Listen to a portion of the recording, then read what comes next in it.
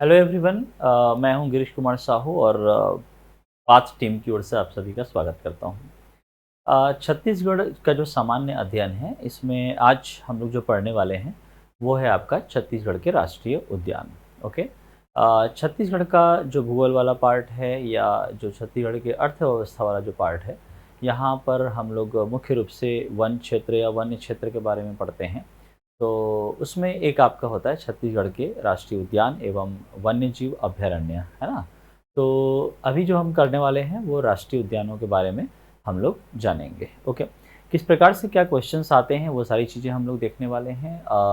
एक और बात ये कि ये जो आपका वीडियो लेक्चर है ये बाइलिंगुअल रहेगा, यानी कि हिंदी और इंग्लिश दोनों में, सो दैट कि both the medium students get benefited. Okay. तो ध्यान से सुनिएगा, बहुत अच्छा लेक्चर होने वाला है आप सभी के लिए और एग्ज़ाम पॉइंट ऑफ व्यू से बहुत सारी चीज़ें हम लोग कवर करने वाले हैं, है ना? चलिए देखें। सबसे पहली बात तो ये कि छत्तीसगढ़ में या कहीं पर भी कोई भी वन्य क्षेत्र जो होता है ना? तो राष्ट्रीय उद्यान और आपका जो वन्यजीव अभयारण्य है, ओके? ये दोनों चीज़ों में हमेशा कन्फ्यूज़न एक रहता है कि भाई राष्ट्रीय उद्यान हम किसे कहते हैं, अभयारण्य किसे कहते हैं, है ना? क्या डिफ़रेंस है? What is the difference between the national park and the wild life sanctuary? Okay. तो पढ़ना तो है हमें राष्ट्रीय उद्यान, लेकिन उसके पहले थोड़ा-सा बेसिक डिफ़रेंस हम लोग समझ लेते हैं कि राष्ट्रीय उद्यान क्या है या आपका वन्यजीव अभयारण्य क्या है। ओके। देखिए, राष्ट्रीय उद्यान और वन्यजीव अभयारण्य दोनों ही आपके वन्य क्षेत्र हैं। और वन्य क्षेत्र का मतलब ये है कि the forest area, the forest region, जहाँ पर आपको वाइल्ड लाइफ भी मिलेगा, वन्यजीव भी मिलेगा और आपका जो है वनस्पति यानी कि वेजिटेशन या different species of the trees, ये सारी चीज़ें आपको मिलने वाली है। ओके। तो दोनों ही एक ऐसा एरिया है जो सिमिलर है, लेकिन थोड़ा सा वहाँ पर जो है, अगर हम ह्यूमन एक्टिविटी की बात करें तो वहाँ पे थोड़ा डिफरेंस आ जाता है ना? मानवीय गतिविधियां जो हैं वो राष्ट्रीय उद्यान वाले क्षेत्र में पूरी तरह से प्रतिबंधित होती हैं। ओके, पूरी तरह से totally ban. Okay, human activities are not included in this national park region. Okay, है ना? यहाँ पर बिल्कुल भी ह्यूमन एक्टिविटी नहीं होती है, अलाउ नहीं होता, परमिट नहीं होता है, सीधी सी बात। ओके, तो ये एक एकदम अत्यधिक प्रतिबंधित क्षेत्र है, आप ऐसा कह सकते हैं। ओके, ठीक। बाकी चूंकि वन्य क्षेत्र है, वन्य जीव है, दोनों है, तो राष्ट्रीय उद्यान या नेशनल पार्क क्या होता है ना, जहां पर वनस्पति और वन्य जीव दोनों का संरक्षण होता है। ओके। लेकिन अगर वन्य जीव अभयारण्य की बात करेंगे तो अभयारण्य एक ऐसा फॉरेस्ट रीजन है, वाइल्ड लाइफ सेंचुरी, जहां पर आप ये पाएंगे कि ये स्पेशली जो वन्य क्षेत्र है वो वन्य जीवों के लिए जो है ज़्यादा महत्वपूर्ण हो जाता है या उनके संरक्षण से संबंधित ये क्षेत्र होता है। ठीक है। तो इसमें वन और वन्य क्षेत्र, वन और वन्य जीव दोनों इसका संरक्षण हो रहा है। कहाँ पर? राष्ट्रीय उद्यान में, नेशनल पार्क में। लेकिन अभयारण्य की बात करेंगे तो वहाँ पर मेनली वो आपका कोई जाति विशेष, कोई प्रजाति विशेष के जो भी वन्य जीव होंगे उनके संरक्षण से संबंधित होता है। ठीक है, आई बात समझ में? तो कहने का मतलब ये कि अभयारण्य जो है वो विशेष प्रजाति के किसी जीव के लिए भी हो सकता है। यानी कि जैसे किसी एरिया में अगर एलिफेंट ज़्यादा पाए जाते हैं किसी वन्य क्षेत्र में, फॉरेस्ट रीजन में, so in that forest region it can be declared as the elephant wildlife sanctuary. Okay, ऐसा हो सकता है कि ये प्रजाति विशेष हो जाएगा। लेकिन राष्ट्रीय उद्यान, नेशनल पार्क, यहाँ पर कोई पर्टिकुलर एक जीव या एक वेजिटेशन या वनस्पति की या हम लोग फॉरेस्ट ट्री की बात करें तो वैसा नहीं होता है। ये पर्टिकुलर जितने भी टाइप के वहाँ पर आपके स्पीसीज होंगे, चाहे वो आपके different kind of wild life हों, एनिमल्स हों, या फिर आपका वेजिटेशन या फॉरेस्ट ट्रीज हो। ओके, तो ये एक बेसिक डिफरेंस समझ जाइए। ये वन और वन्यजीव दोनों के लिए है, ये केवल वन्यजीव के लिए है। यहाँ पर आपका मानवीय गतिविधियाँ जो है वो पूरी तरह से प्रतिबंधित होती हैं। That is the human activities are totally ban, totally prohibited in this region of national park. Okay, and also the boundary of this national park is also bonded. Okay, यानी कि इसकी जो बाउंड्री होती है बिल्कुल निश्चित होती हैं। ठीक है, निश्चित होती हैं, उसकी सीमाएं बिल्कुल उसको फिक्स कर दिया जाता है कि यहाँ से यहाँ तक ये आपका नेशनल पार्क है। ठीक है, और उस रीजन में फिर आप एंटर नहीं कर सकते हैं, ये जिसके लिए प्रतिबंधित होता है।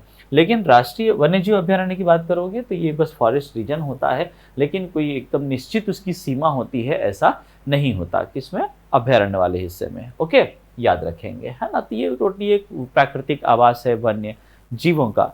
अच्छा, एक और डिफरेंस, क्या डिफरेंस कि ये जो नेशनल पार्क होता है ना, नेशनल पार्क किसी कानून के तहत बनाया जाता है, ठीक है, किसी एक्ट, किसी अधिनियम के तहत या किसी कानून के तहत क्या किया जाता है, किसी एरिया को राष्ट्रीय उद्यान घोषित किया जाता है। ओके, लेकिन इस पर द लॉ और we have the different acts regarding, like forest act हो गया, है ना, या फिर अदर जो भी आपके एक्ट है, एनवायरमेंटल एक्ट वगैरह, जो सारी चीज़ें हैं उसके तहत ये सारी चीज़ें आती हैं, है ना। लेकिन अभयारण्य की बात करोगे तो ये कोई कानून नहीं, बल्कि वहाँ की सरकार जो है इसको घोषित कर देती है कि हाँ, इस एरिया को हम अभयारण्य घोषित कर रहे हैं, ठीक है, we are declaring this forest region as the wildlife sanctuary. उसके लिए कोई अलग से कोई कानून पास करना होता है या कानून के तहत करते हैं, ऐसा नहीं है। Okay, are you getting my point, है ना।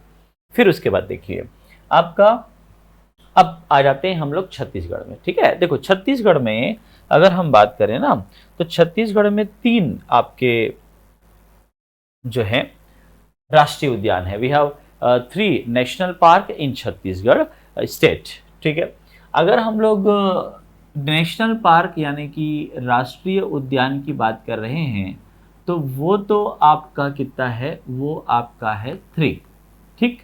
लेकिन वहीं अगर हम लोग बात करें वाइल्ड लाइफ सेंचुरी की, यानी कि वन्य जीव अभयारण्य, तो छत्तीसगढ़ में कुल आपके 11 वन्य जीव अभयारण्य हैं, याद रखिएगा। Okay, 11 wild life sanctuaries at present, है ना, एट प्रेजेंट 2023 के कंडीशन के हिसाब से हम बता रहे हैं। ओके, हाँ, तो अब जरा देखें कि ये 3 राष्ट्रीय उद्यान कौन से हैं। तो देखिए, एक राष्ट्रीय उद्यान तो आपका हो गया क्या, एक राष्ट्रीय उद्यान आपका हो गया इंद्रावती राष्ट्रीय उद्यान, दूसरा राष्ट्रीय उद्यान है गुरु घासीदास राष्ट्रीय उद्यान, और तीसरा है कांगेर घाटी राष्ट्रीय उद्यान। ओके, है ना। इंद्रावती राष्ट्रीय उद्यान, इंद्रावती नेशनल पार्क, देन आपका गुरु घासीदास के नाम पर एक और नेशनल पार्क है। ओके, और एक आपका आ जाता है ना, कांगेर वैली नेशनल पार्क।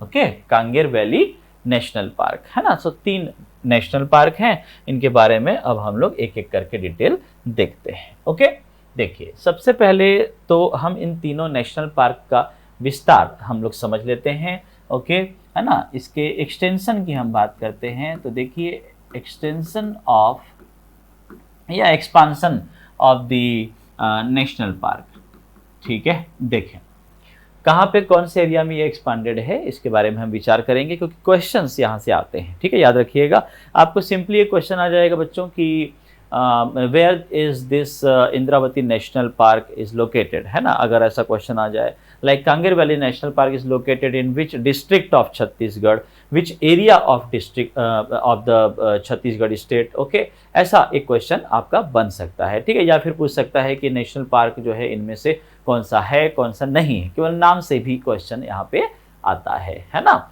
तो अब देखिए कि सबसे पहले तो हम लोग बात कर ले हम लोग इंद्रावती नेशनल पार्क के बारे में, ठीक है। तो उसके लिए हमें छत्तीसगढ़ के दक्षिणी हिस्से में जाना होगा, ठीक है। दक्षिणी हिस्सा यानी कि कौन सा डिवीजन हो जाएगा बताएं, ये आपका हो जाएगा बस्तर संभाग, ठीक है, बस्तर डिवीजन, है ना। तो बस्तर डिवीजन में तो फिर हमारे पास कितने जिले हैं, बस्तर डिवीजन में हमारे पास कुल जिले जो हैं वो हैं आपके 7 जिले, ठीक है। देखिए कौन कौन से हैं, है ना। तो ये देखिए, ये आपका क्या है, कांकेर है, ठीक है। कांकेर से नीचे जाओगे तो ये आपका क्या है, नारायणपुर है, और फिर उसके नीचे चले जाते हो तो ये आपका यहाँ पर पड़ेगा क्या, दंतेवाड़ा, ठीक। यहाँ से ऐसे अलग कर दीजिए, बीजापुर आ गया आपका, ये आपका सुकमा हो जाएगा, यहाँ से अलग कर देते हैं, और ये आपका हो जाएगा बस्तर, और ये आपका कोंडागांव। ओके, तो बस्तर डिवीज़न में या संभाग में आपके पास जो है कुल मिलाकर के कांकेर, नारायणपुर, बीजापुर एंड देन आपका कोंडागांव, बस्तर और ये सुकमा और ये बीच में आपका क्या है ये दंतेवाड़ा। ओके, तो ये 7 आपके जिले हैं। इंद्रावती राष्ट्रीय उद्यान का जो एक्सपांसन है यानी कि इस नेशनल पार्क का विस्तार जो है वो आपका बीजापुर में है। कहां पर है? बीजापुर में, है ना। तो बीजापुर में जो है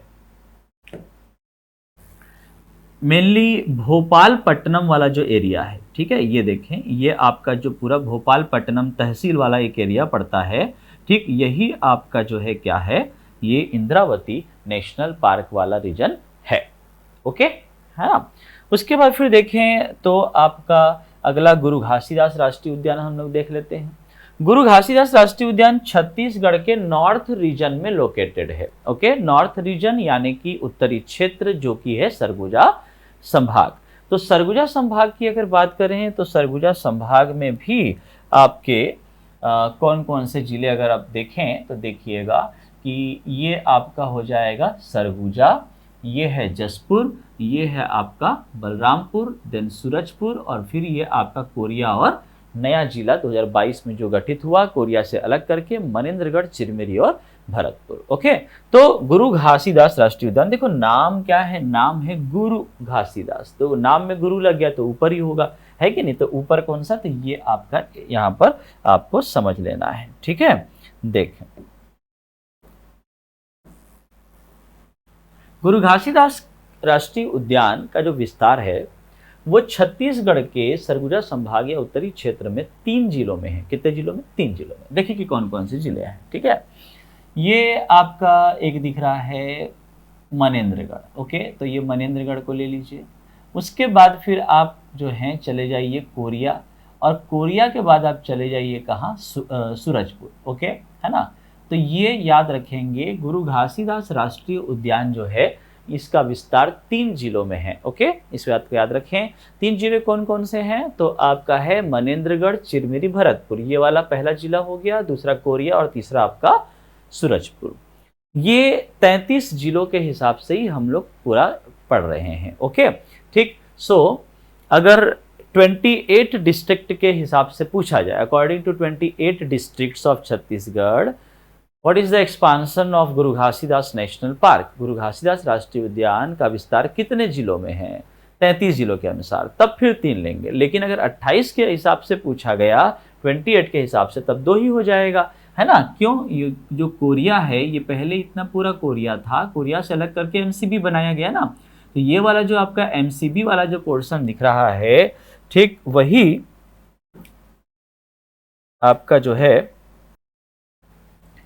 एक जुड़ जाएगा, +1 हो जाएगा। तो ये MCB, then Koriya and then आपका सूरजपुर, ठीक है, 3 जिलों में यहां पर हो गया। ये वाला आपका भोपालपट्टनम तहसील जो कि कहाँ है आपका बीजापुर में, ठीक, वो याद रखना है। और फिर देखते हैं कांगेर वैली नेशनल पार्क, तो उसके लिए वापस कांगेर वैली नेशनल पार्क के लिए हम बस्तर की तरफ चलते हैं, ठीक है। तो बस्तर की तरफ जाओगे तो बस्तर में आपका बस्तर संभाग में बस्तर जिला ही हमको पकड़ना है। ओके, और यहाँ पर है आपका क्या, कांगेर घाटी राष्ट्रीय उद्यान, जो कि बस्तर जिले में, ये देखिए यहाँ पर आपका पड़ेगा, ठीक है। ये वाला जो हिस्सा पूरा है ये कांगेर वैली नेशनल पार्क वाला हिस्सा है बस्तर संभाग के बस्तर जिले में। क्या ये बात समझ आई? तो ये आपका बस्तर में पड़ेगा। तो 3 राष्ट्रीय उद्यान, तीनों की स्थिति आपको समझ में आ गई होगी, क्लियर है। गुरु घासीदास राष्ट्रीय उद्यान सरगुजा संभाग के 3 जिलों में इसका विस्तार है। Expansion of Guru Ghasidas national park in 3 different districts of the Surguja division of Chhattisgarh state. Number 1 is MCB, that is Manindragarh, Chirmiri, Bharatpur. Number 2 is Korea, and number 3 is Surajpur. Okay, and then in Bijapur, the expansion of Indravati National Park, Bijapur of Bastar division of Chhattisgarh state, and then in Bastar district, Kanger Valley National Park is expanded. Okay, याद रखेंगे, है ना। तो एक ऊपर है और गुरु जो है वो ऊपर में है, और नीचे आपका इंद्र और इधर कांगेर वैली नेशनल पार्क नीचे की तरफ है। ओके, चलिए, तो एक्सपांशन समझ में आ गया है। तो अब एक एक करके इन तीनों नेशनल पार्क के विस्तार को हम लोग समझते हैं। ओके, सबसे पहले बात करें इंद्रावती राष्ट्रीय उद्यान की, तो फिर से हम चलते हैं कहाँ, आपका बस्तर संभाग की तरफ हम चलते हैं। ओके, तो बस्तर संभाग में एक बार फिर से हम लोग जरा बना लेते हैं डिस्ट्रिक्ट मैप, है ना। तो देखें, ये आपका कांकेर, नारायणपुर एंड देन आपका दंतेवाड़ा, ये बीजापुर एंड देन आपका सुकमा और ये बस्तर। ओके, है ना। और कहाँ पर है इंद्रावती नेशनल पार्क, तो याद रखिएगा कि ये जो है आपका बीजापुर। अब बीजापुर में देखिए, ये जो है यहां पर आपको याद रखना है ये वाला हिस्सा।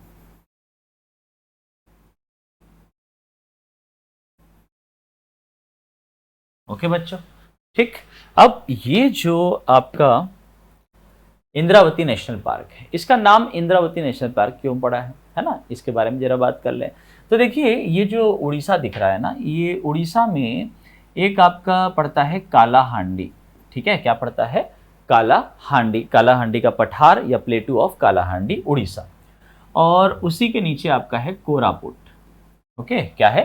कोरापुट का पहाड़ या कोरापुट हिल्स। ओके, ये दोनों ही प्लेसेस उड़ीसा में हैं और उड़ीसा के इन दोनों एरिया से, क्षेत्र से, प्लेस से दो नदियां आपकी निकलती हैं। तो एक जो रिवर यहाँ से निकलती है उसका नाम इंद्रावती है। क्या है? इंद्रावती। और ये निकल के इंद्रावती यहाँ पर बहती हुई ये आपकी बस्तर, बस्तर से दंतेवाड़ा और दंतेवाड़ा से ये आपकी आ जाती है कहाँ?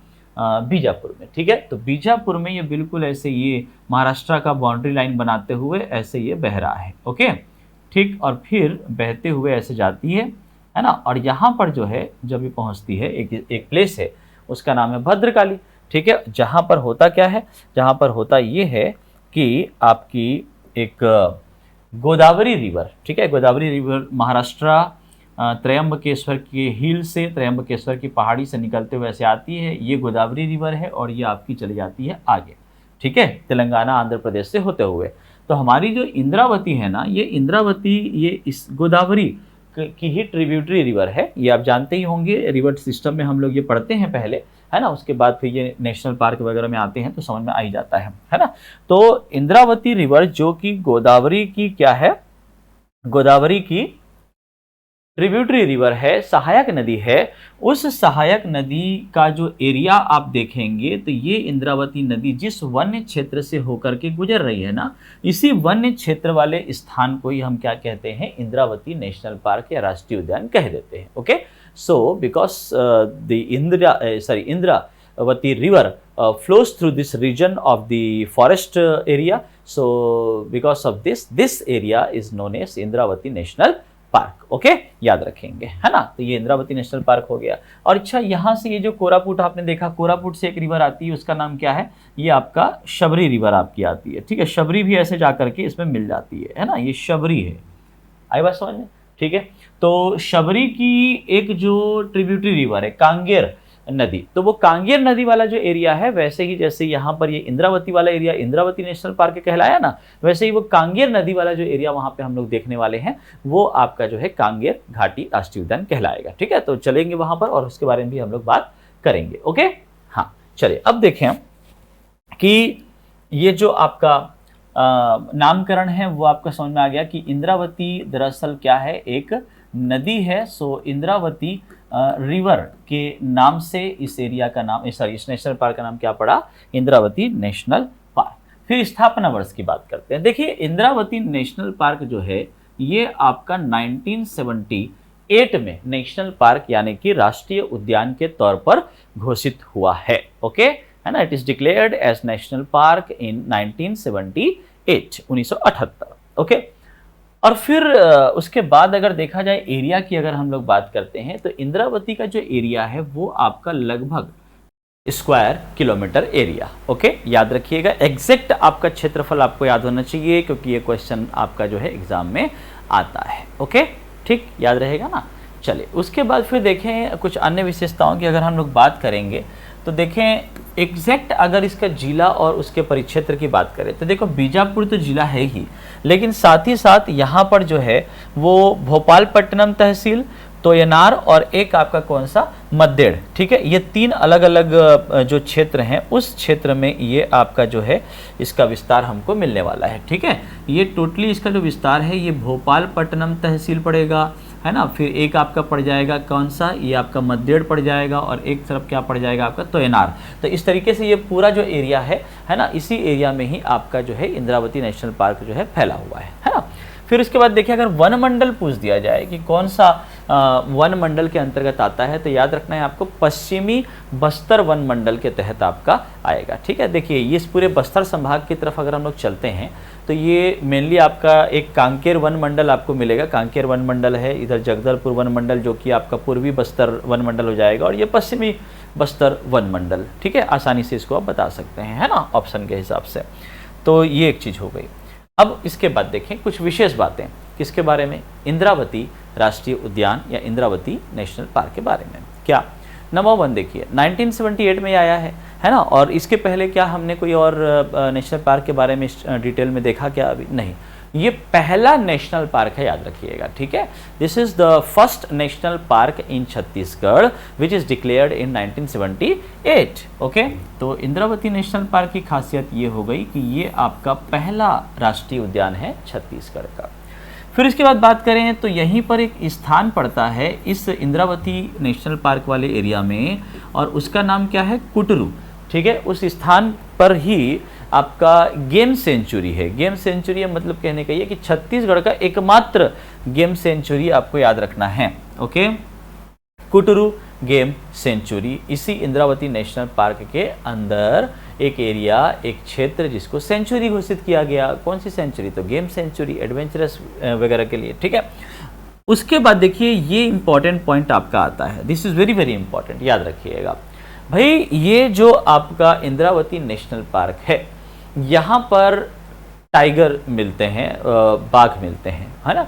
तो हुआ ये कि इसका सर्वेक्षण करने की बात कही गई, तो फिर यहाँ पर चालू किया गया बाघ परियोजना, यानी कि प्रोजेक्ट टाइगर। ठीक है ना। ये टाइगर अलग है ना, टाइगर 1, 2, 3 वाला टाइगर नहीं है ना, ये ओरिजिनल टाइगर है। तो देखो भाई, ये आपका जो टाइगर है इंद्र द टाइगर है, याद रखना है। क्या याद रखोगे, इंद्र द टाइगर, है ना। कैसे याद रहेगा इंद्र द टाइगर, यानी कि प्रथम बाघ परियोजना, फर्स्ट प्रोजेक्ट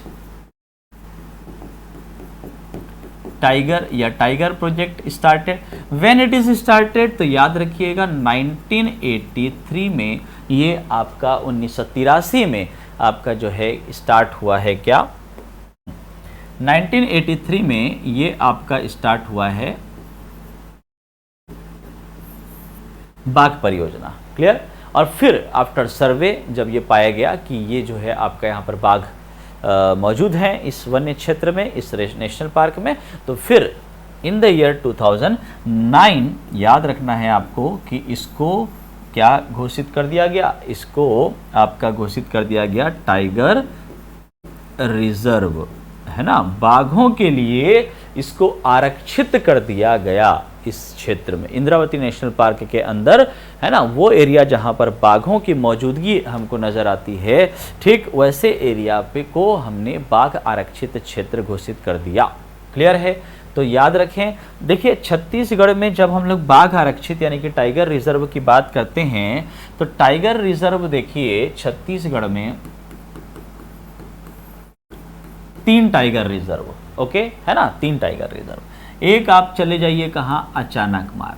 तो अचानक मार ये आपका अभ्यारण्य है, ठीक है, वाइल्ड लाइफ सेंचुरी है। तो ये जो आपका है मुंगेली में है, कहाँ है बच्चों, मुंगेली, है ना। तो मुंगेली के अचानक मार अभ्यारण्य ये आपका बाघ आरक्षित क्षेत्र है, यानी कि टाइगर रिजर्व है छत्तीसगढ़ में। नंबर 2 आपको याद रखना है सीता नदी वाइल्ड लाइफ सेंचुरी, जो कि धमतरी में है, छत्तीसगढ़ का पहला अभ्यारण्य है।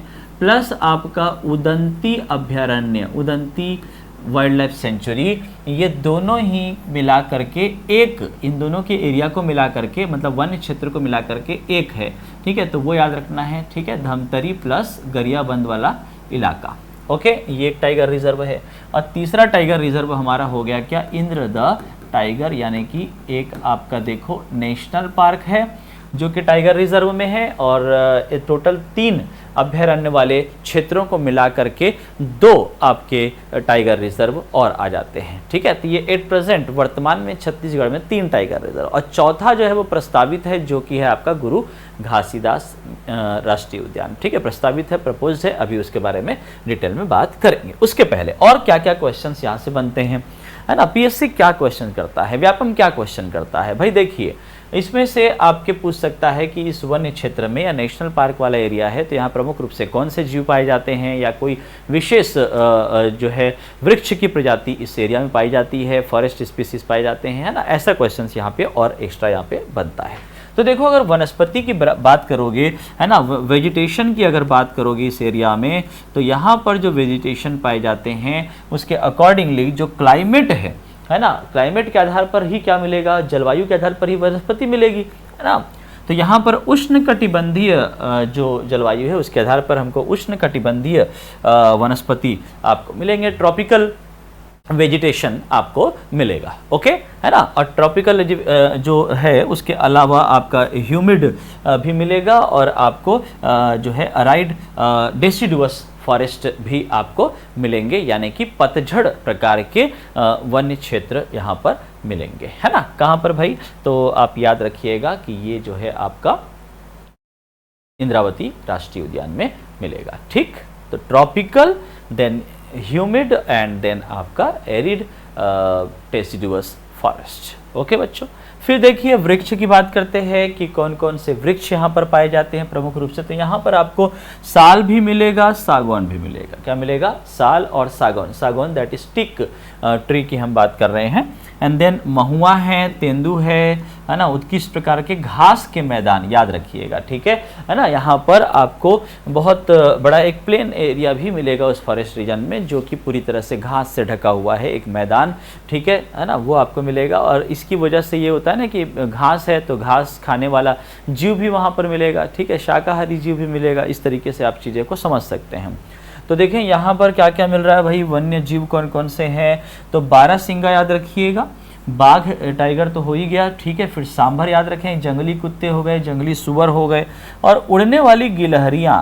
ठीक है, उड़ने वाली गिलहरियाँ भी यहाँ पर पाई गई हैं, देखी गई हैं, है ना। और फिर साथ में आपका जंगली भैंस, चीतल, भालू और नीलगाय, है ना, गौर भैंस, ये सब जो है आपको यहाँ पर मिलने वाले हैं, है ना, ये मिलेंगे। ओके, बाकी देखो, अगर एक सामान्य जानकारी के तौर पे बता दूं तो इस एरिया में अगर घूमना है तो मुख्य रूप से जो आपका समय होता है शीतकाल का समय है, सब अच्छा समय होता है। लगभग एक टूरिज़्म का मेन जो है आपका मान के चलें कि काफ़ी अच्छा रहता है। जैसे इस पर्टिकुलर एरिया छत्तीसगढ़ वाले एरिया की बात करें तो, है ना, तो भ्रमण हेतु उपयुक्त समय 15 दिसंबर से 15 जून तक का होता है। ठीक है, यानी कि क्या होता है कि कुछ एक चीज़ें होती है, आप घूमने भी चलेगा लेकिन वो शायद ओपन नहीं होगा, आप देख नहीं पाएंगे या घूम नहीं पाएंगे, क्योंकि उसके पीछे कई सारे रीज़न होते हैं। जैसे अगर आप मान लीजिए फॉरेस्ट रीजन में जा रहे हो तो लाइक जैसे हम लोग कुटुमसर गुफा की बात करते हैं, इधर ही आपको कुटुमसर गुफा है ना। तो कुटुमसर गुफा क्या होता है ना, बरसात के दिनों में पानी भर जाता है उधर गुफा में, तो इस वजह से जो है बंद कर दिया जाता है। ठीक है, तो टूरिज़्म के दृष्टिकोण से थोड़ा सा वहाँ पर अफेक्ट पड़ता है, प्रभावित हो जाता है ना।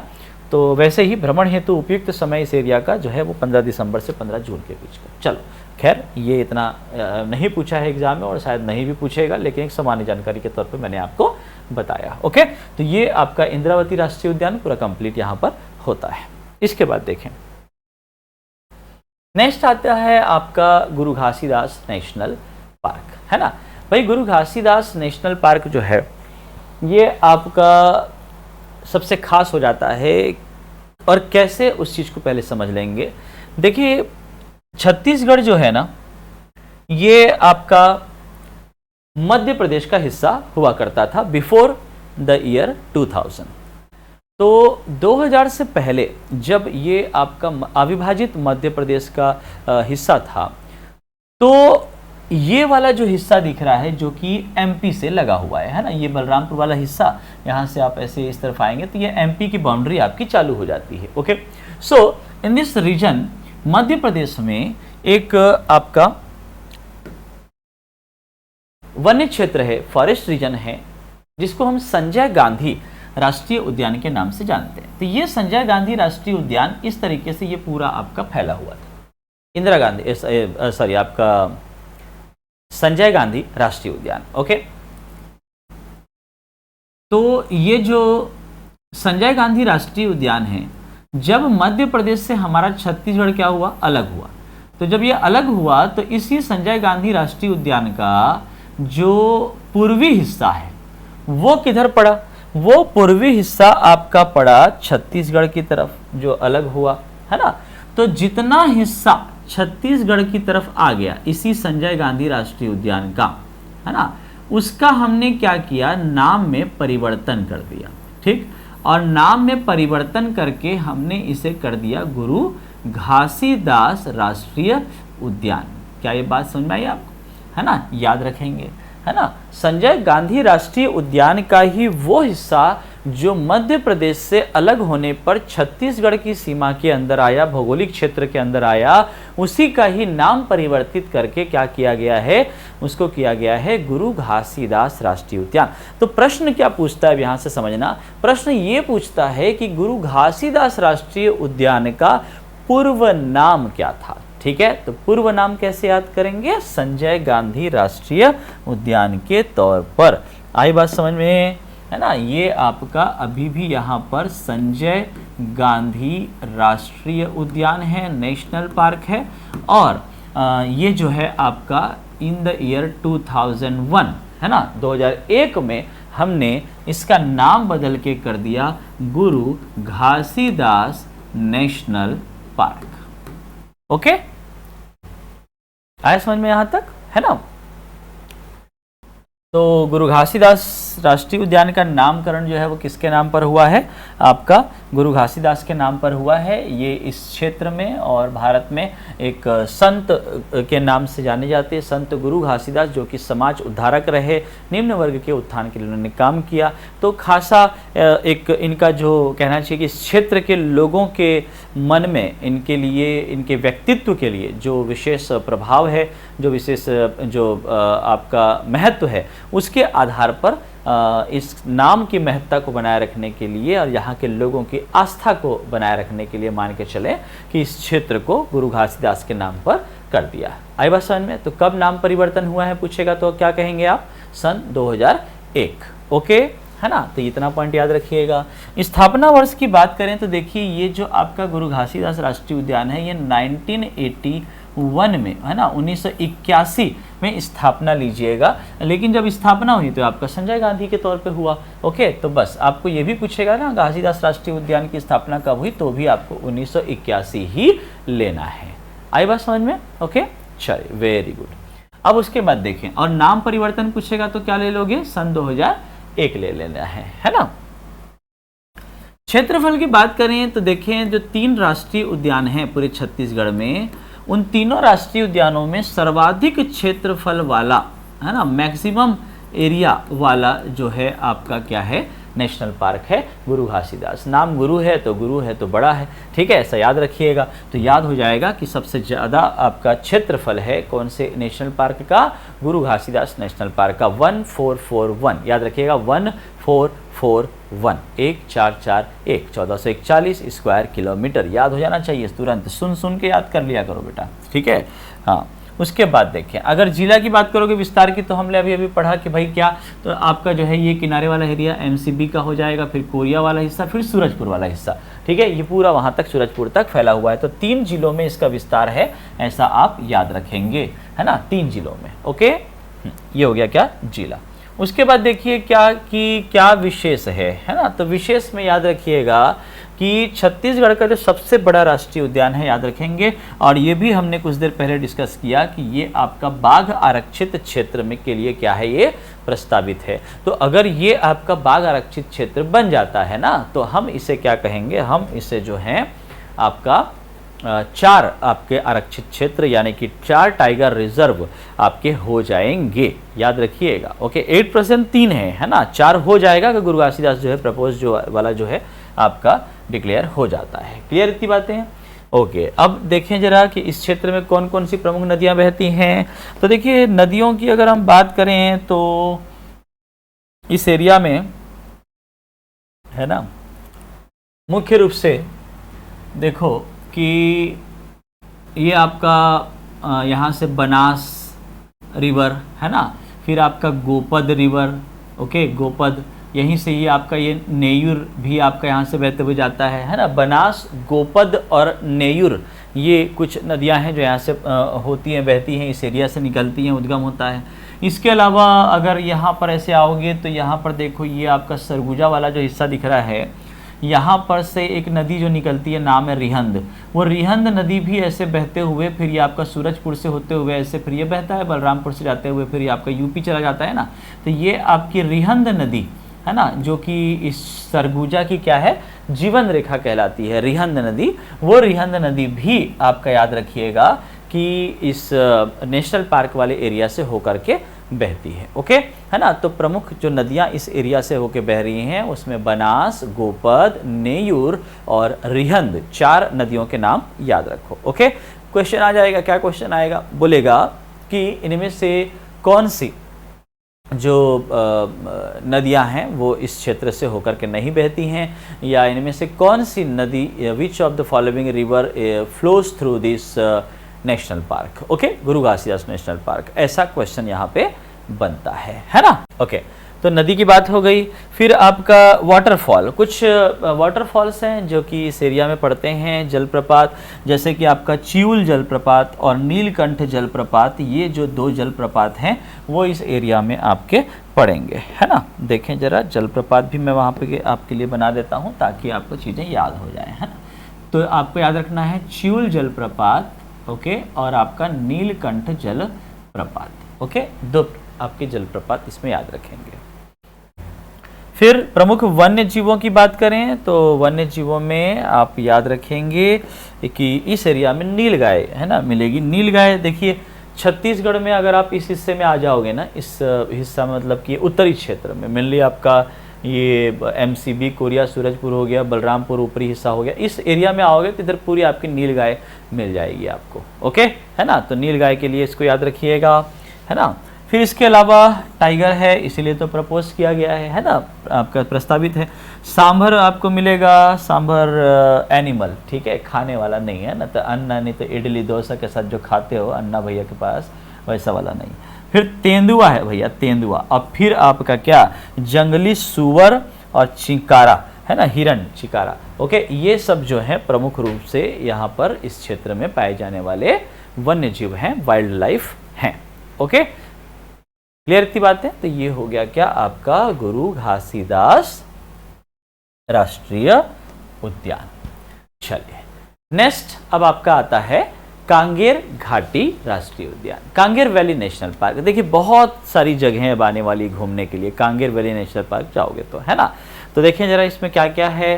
तो कांगेर वैली के लिए कहाँ जाना पड़ेगा, बस्तर चलें तो ये रहा हमारा क्या, बस्तर, ठीक है ना, मैजिक से बन जाता है मैप। ओके, तो कांगेर वैली नेशनल पार्क में जरा हम लोग बना लेते हैं क्या, मैप बना लें तो ये ले लिए कांकेर हो गया, नारायणपुर हो गया, और फिर ये आपका ये हो गया दंतेवाड़ा, बीजापुर, देन ये आपका कोंडागांव, ये आपका बस्तर और ये सुकमा। ओके, तो जैसा कि हम लोगों ने अभी पढ़ा कि यहाँ पर एक आपका क्या, कोरापुट, कहाँ पर है कोरापुट, ये आपका पड़ेगा उड़ीसा में, ठीक। तो उड़ीसा के कोरापुट से एक रिवर आएगी, कौन सी, शबरी रिवर। ये बिल्कुल ऐसे किनारे किनारे बहती हुई चली गई ऐसे, ठीक, गोदावरी में मिल गई, है ना, शबरी रिवर है ये। और शबरी रिवर की ही एक ट्रिब्यूटरी रिवर है जिसका नाम है क्या, कांगेर, ठीक है, क्या नाम है इसका, कांगेर नदी इसका नाम है। ओके, और इसी कांगेर नदी वाले क्षेत्र में जो आपका क्या पड़ता है, नेशनल पार्क पड़ता है। तो चूंकि नदी यहाँ पे बह रही है इसी वजह से यहाँ पर इस क्षेत्र को हम कांगेर घाटी राष्ट्रीय उद्यान कहते हैं। ओके, ये पूरा आपका कांगेर घाटी राष्ट्रीय उद्यान वाला एरिया है ना। डन। मेनली अगर कांगेर घाटी राष्ट्रीय उद्यान का लोकेशन अगर देखोगे तो अगर एक सिंपल एक छोटा सा अगर मैं मैप में इसको बता दूं तो आप इसको ऐसे याद रख सकते हैं, जैसे ये पूरा आपका क्या है, ये बस्तर है मान लो, ये वाला हिस्सा, ठीक है ना।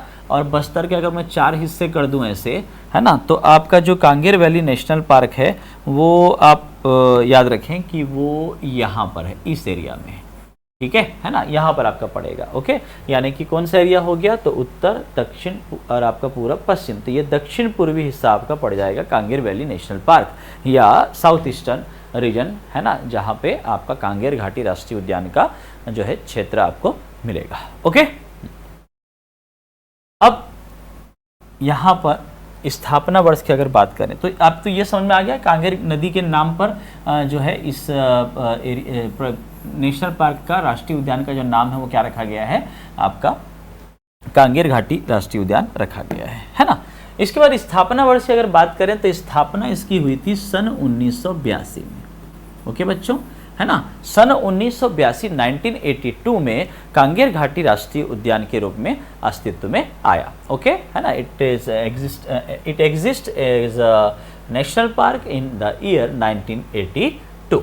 एंड देन स्थापना वर्ष के बाद एक और चीज आप याद रखिएगा कि 1982 में ही ये जो आपका कांगेर वैली नेशनल पार्क है, घाटी है, राष्ट्रीय उद्यान है, ये एशिया का पहला बायोस्फीयर रिजर्व, प्रथम जैव आरक्षित क्षेत्र घोषित किया गया था। ओके, लेकिन अभी वर्तमान में ये जैव आरक्षित क्षेत्र नहीं है, याद रखना है। Okay, at present this is not included in the list of biosphere reserve, it is not biosphere reserve. Okay, याद रखिएगा, है ना, but in the year 1982 it was declared as the first biosphere reserve, याद रखेंगे। Okay, है ना, जैव आरक्षित क्षेत्र के तौर पे इसको घोषित किया गया था। अच्छा, एक और बात याद रखें, जब हम लोग यहाँ पर बात कर रहे हैं किसके बारे में, जैव आरक्षित क्षेत्र के बारे में, तो जैव आरक्षित क्षेत्र या बायोस्फीयर रिजर्व छत्तीसगढ़ में एट प्रेजेंट अगर देखा जाए तो छत्तीसगढ़ में एक ही बायोस्फीयर रिजर्व है, और वो जो है आपका कौन सा है, याद रखेंगे, वो है आपका अचानक मार।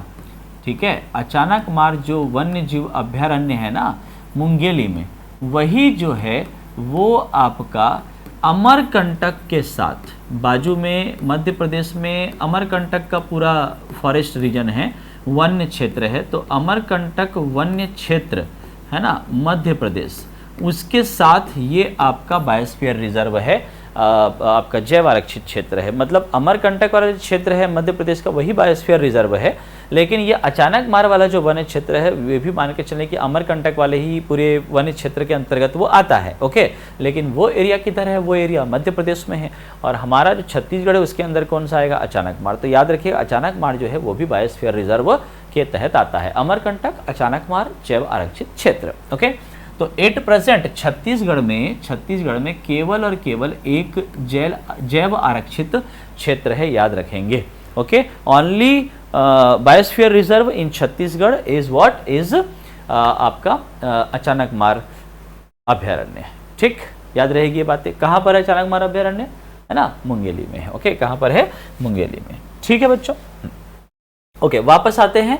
तो ये अभी वर्तमान में नहीं है जैव आरक्षित क्षेत्र, इसको ध्यान रखिएगा। ओके, चले अब देखिए कि इसके क्षेत्रफल की बात करते हैं।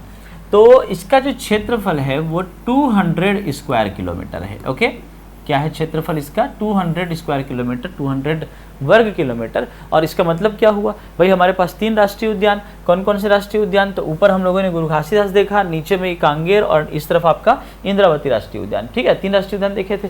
तो भाई इंद्रावती तो कितना है, इंद्रावती 1258 स्क्वायर किलोमीटर है, और 1258, और गुरु घासीदास कितना है, तो 1441, 1441 वर्ग किलोमीटर। तो सबसे छोटा कौन सा हुआ भाई, सबसे छोटा हो गया आपका कौन सा, Kanger valley national park, area के हिसाब से, एरिया वाइज सबसे छोटा। ओके, क्षेत्रफल के अनुसार छत्तीसगढ़ का सबसे जो है छोटा राष्ट्रीय उद्यान है आपका कांगेर घाटी राष्ट्रीय उद्यान। ओके, चलिए अब इसके बाद देखें जरा वनमंडल या जिले की अगर बात की जाए यहाँ पर। ठीक है, तो अगर उसकी बात करें तो देखिए आपका जो है बस्तर में 3 प्रमुख क्षेत्र यहाँ पर, है ना, बस्तर में 3 प्रमुख क्षेत्र कौन से हैं अगर देखा जाए तो देखो, इधर नीचे साइड आओगे तो ये पूरा ये दरभा पड़ता है। क्या पड़ता है, दरभा घाटी है, दरभा घाटी, दरभा हिल्स, है ना, ये पूरा है। दरभा आपका तहसील भी है बस्तर का। तो ये दरभा वाला एरिया हो गया, ठीक। ये पूरा आपका एक कांगेर नदी आपका दिख रहा है ना, और मचकोटा, ठीक है। तो ये आपका जो है ना, ये पूरा आपका ऐसे पड़ता है ये पूरा एरिया, ओके। तो दरभा, मचकोटा और कांगेर, ये 3 आपके जो दिख रहे हैं है ना क्षेत्र, उसी क्षेत्रों में, इन्हीं क्षेत्रों में, इन्हीं एरियाज पे आपका जो है कांगेर घाटी राष्ट्रीय उद्यान का विस्तार आपको मिलेगा, ओके, याद रखेंगे, है ना। तो दरभा हो गया, मचकोटा हो गया और कांगेर हो गया, ठीक। इस रीजन को हम कहते हैं कांगेर घाटी राष्ट्रीय उद्यान। चलिए अब विशेष बातें की बात करें तो ये मैंने आपको बता ही दिया है, 1982 में इसको आरक्षित क्षेत्र घोषित किया गया था, लेकिन वर्तमान में नहीं है, ओके।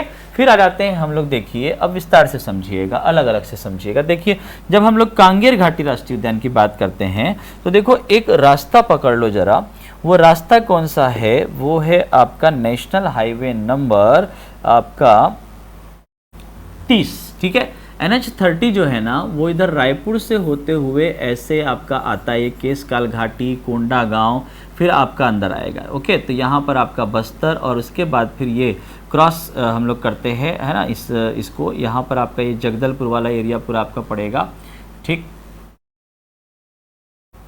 और वहाँ से आज दरभा से होते हुए झीरम, है ना, दरभा से झीरम होते हुए, फिर सुकमा होते हुए, फिर कोंटा होते हुए, ये आपका रोड जो है वो आगे चला जाता है, ठीक है। ये जो रोड दिख रहा है ना, ये आपका नेशनल हाईवे नंबर क्या है, 30 है, ठीक है। रायपुर से होते हुए ये आपका आता है NH30, ठीक। यहाँ पर मेनली आपका जो यहाँ पर पड़ेगा वो आपका पड़ेगा जगदलपुर, पड़ेगा क्या पड़ेगा, जगदलपुर, ठीक है। थोड़ा ऊपर ले लेते हैं, यहाँ पर ये वाला हिस्सा आपका जगदलपुर है, ओके। और एक रोड जो है, एक रोड और है जो आपका किधर से आएगा, उड़ीसा से, वो NH63 है। NH63 ऐसे आता है, ये आपका जगदलपुर से होते हुए ऐसे करके जाएगा, ठीक है। ये आपका सीधा सीधा जा करके ऐसे आगे मुड़ जाता है, ओके। तो आप मेनली देख पाएंगे कि ये जगदलपुर हो गया, और इधर ये आपका नीचे, ये नीचे कांगेर नदी आपकी बहती हुई दिखाई पड़ रही है, ओके। हाँ, तो अब देखना कि ये जो पूरा कांगेर वैली नेशनल पार्क, आप जब रायपुर से होते हुए, छत्तीसगढ़ के रायपुर से होते हुए जाएंगे तो ये NH30, फिर जगदलपुर, जगदलपुर से और आगे जाएंगे, जगदलपुर से आगे कहाँ जाएंगे, ये आपका जगदलपुर कोंटा मार्ग है, यहाँ पर है कोंटा, और फिर ये नीचे आंध्र प्रदेश आ जाता है। तो जगदलपुर कोंटा मार्ग में से होते हुए जब आप जाते हो जगदलपुर से और आगे, तब उसी रोड में आप जब जो है लेफ्ट साइड मुड़ जाइए तो इधर ये पूरा आपका कांगेर घाटी राष्ट्रीय उद्यान वाले एरिया में, इस पर्टिकुलर एरिया में आपको बहुत सी जगहें आपको घूमने को मिल जाएंगी, पर्यटन के दृष्टिकोण से देखी जाए तो। देखिए खास खास जगहें क्या हैं, एक तो ये कि 3 गुफाएं याद रखनी है। कितनी गुफाएं, 3 गुफाएं। जब आप इसके अंदर जाते हो तो एक क्षेत्र पड़ता है गोपनसर की पहाड़ी वाला क्षेत्र। कौन सा क्षेत्र बोलो, गोपनसर पहाड़ी, Gopansar hill, okay. So in that region, in that area of Gopansar hill, उसी गोपनसर हिल में जमीन के नीचे हमें एक गुफा मिली है, उसी गुफा को हम कुटुमसर गुफा के नाम से जानते हैं, कुटुमसर गांव वाले एरिया में पड़ता है इसलिए, ठीक है। तो उस गोपनसर पहाड़ी वाले एरिया में जमीन के नीचे एक गुफा है जिसका नाम है क्या, कुटुमसर की गुफा, ओके। और फिर इसी में आपका कांगेर वैली नेशनल पार्क के अंदर ही एक आपको कैलाश गुफा भी मिलेगी और एक आपका दंडक गुफा भी मिलेगी। तो 3 गुफाएं याद कर लीजिए, कुटुमसर की गुफा, फिर ये आपका जो है कैलाश गुफा, ठीक है, और एक आपका दंडक गुफा, ठीक है। 3 गुफाएं प्रमुख रूप से इस वैली वाले पार्क में। अब देखिए ये जो कुटुमसर गुफा दिख रही है ना, ये कुटुमसर गुफा के अंदर क्या क्या चीजें आपको याद रखनी है।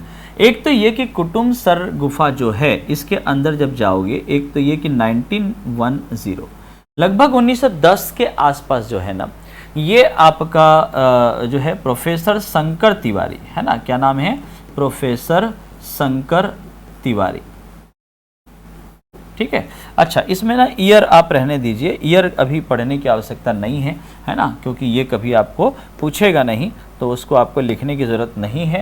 प्रोफेसर शंकर तिवारी ने, जो कि रायपुर के एक प्रोफेसर, आपके पुरातत्ववेत्ता मान के चलिए, आर्कियोलॉजिस्ट है ना, और जिन्होंने कुछ किताबें भी लिखी और अपने खोजों के बारे में भी उन्होंने लिखा हुआ है। तो प्रोफेसर शंकर तिवारी ने स्थानीय लोगों की मदद से इसको खोजा।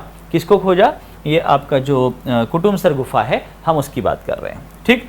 अब खोज लिया, अब चलिए अंदर चलते हैं। भाई याद रखिएगा कि ये जो कुटुमसर की गुफा है, ये कुटुमसर की गुफा भारत की सबसे गहरी गुफा है, याद रखिएगा।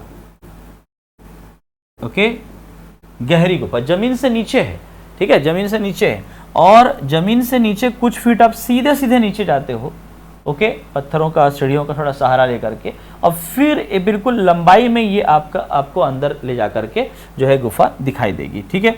तो ये भारत की सबसे गहरी और ये आपकी सबसे लंबी गुफा भी है, याद रखिएगा, है ना, भारत की सबसे लंबी गुफा इसे हम कहते हैं।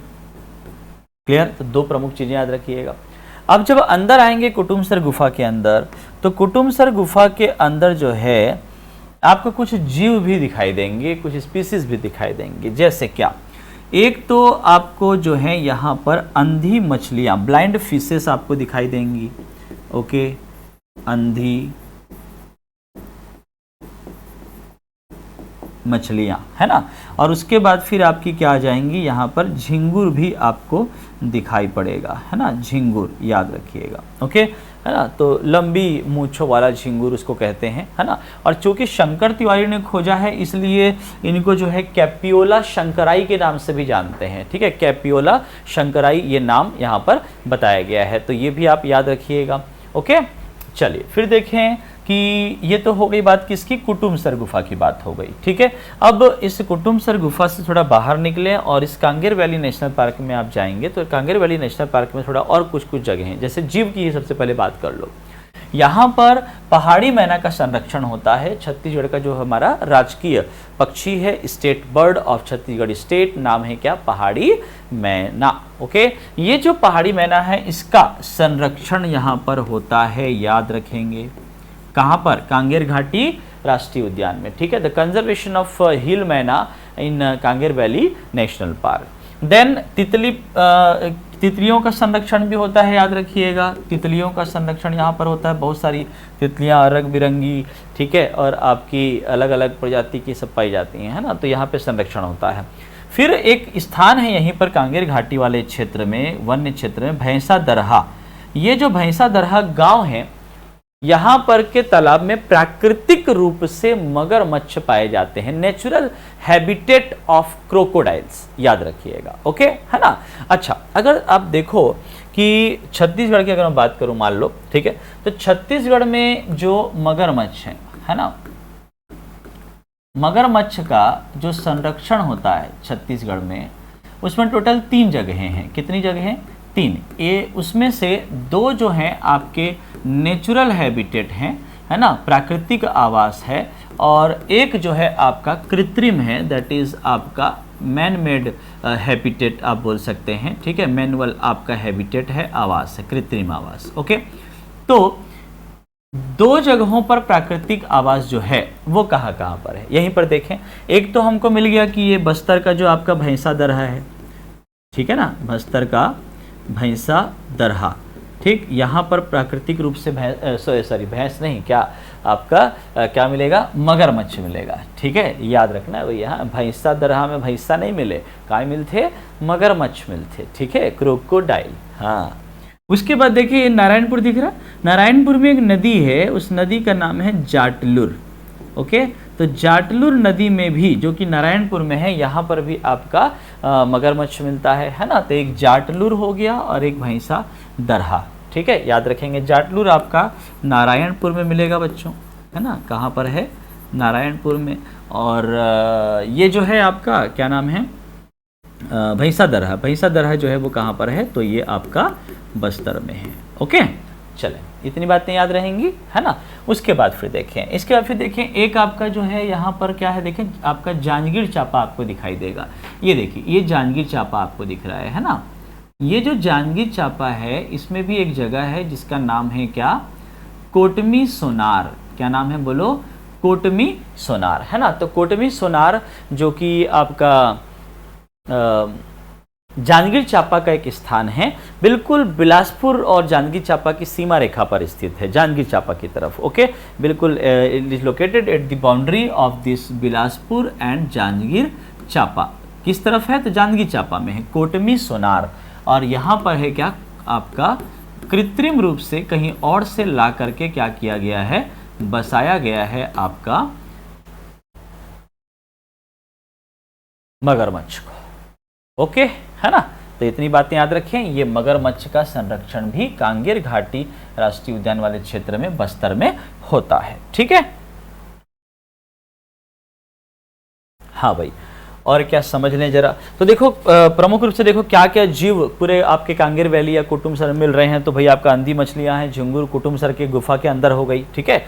और इसके अलावा आपका जो है पहाड़ी मैना का संरक्षण, तितलियों का संरक्षण और मगरमच्छ का संरक्षण, 3 चीजें हो गई, ठीक है। अच्छा, एक बहुत इंपॉर्टेंट चीज क्या कि भाई ये जो आपका कुटुमसर की गुफा है, इस कुटुमसर की गुफा के अंदर, है ना, कुटुमसर की गुफा के अंदर जब आप जाते हैं ना, ठीक है, तो कुटुमसर की गुफा में आपको कुछ संरचनाएं मिलेंगी, ठीक है। क्या मिलेंगी? कुछ संरचनाएं मिलेंगी। संरचना कुछ स्ट्रक्चर आपको दिखाई देगा। दरअसल क्या है कि ये जो कुटुमसर की गुफा है, ये कई वर्षों तक, है ना, फॉर मेनी ईयर्स, ये आपका पानी में डूबा रहा। और जब पानी में डूबा रहा तो उसकी वजह से पूरी गुफा में, मतलब जब पानी में डूबा होता है फिर पानी कम होता है तो धारी धारी ऐसे बन जाती है, लेयर्स बन जाती है, लाइन बन जाती है, वो आपको दिखाई पड़ेगी, ठीक है, गुफा में। इसके अलावा अभी भी इस गुफा की दीवार से, अब बरसात में तो पानी भर ही जाता है, तो गुफा की दीवार से हमेशा पानी रिसता रहता है, ठीक है। अभी जो पानी धीरे धीरे बूंद बूंद करके रिसता रहता है तो उसमें जो है कैल्शियम मिला होता है, जिसकी वजह से होता ये है कि वो जम जाता है, ठीक है ना, सॉलिडिफाई हो जाता है। और जब वो सॉलिडिफाई हो जाता है तो जब रिस करके ऐसे नीचे ऐसे हो जाता है ना, गिरने लगता है रिस करके, लेकिन ये जम जाएगा ऐसे। तो ये गुफा की दीवार पर ऐसी संरचना आपको, झालर की जैसी संरचनाएं आपको दिखाई पड़ेंगी, ठीक है ना, ये इस प्रकार से। तो ये जो संरचना आपको दिखाई पड़ रही है, ठीक, और वैसे ही जब आप जमीन से आप देखोगे तो जमीन पर भी आपका जो है धीरे धीरे ऐसे जमीन से ऊपर की तरफ ऐसे झालर नुमा आकृति आपको इधर भी दिखाई देगी, कहीं कहीं पर ऐसे, ठीक, बिल्कुल सॉलिड एक स्ट्रक्चर आपको दिखाई देगा। ओके, तो एक वो जो जमीन से ऊपर की तरफ है और एक वो जो क्या है आपका ऊपर से नीचे की तरफ है, ठीक है। तो याद रखिएगा कि ये जो स्ट्रक्चर है इसको क्या कहते हैं, इसको हम लोग कहते हैं स्टेलेग्माइट या स्टेलेक्टाइट की संरचना। याद रखेंगे, है ना, क्या कहते हैं इसको, बोलो। इसको कहते हैं स्टेलेक्टाइट, है ना, जैसे इसको हम लोग कह रहे थे स्टेलेक्टाइट, स्टेलेक्टाइट्स, वो संरचना जो छत से नीचे की ओर है, ठीक है, लेक्टाइट। और ये जो आपको दिख रहा है ये आपका क्या है, ये आपका छत से ऊपर, सॉरी, जमीन में नीचे से ऊपर की तरफ है, ये आपका स्टेलेग्माइट कहलाता है।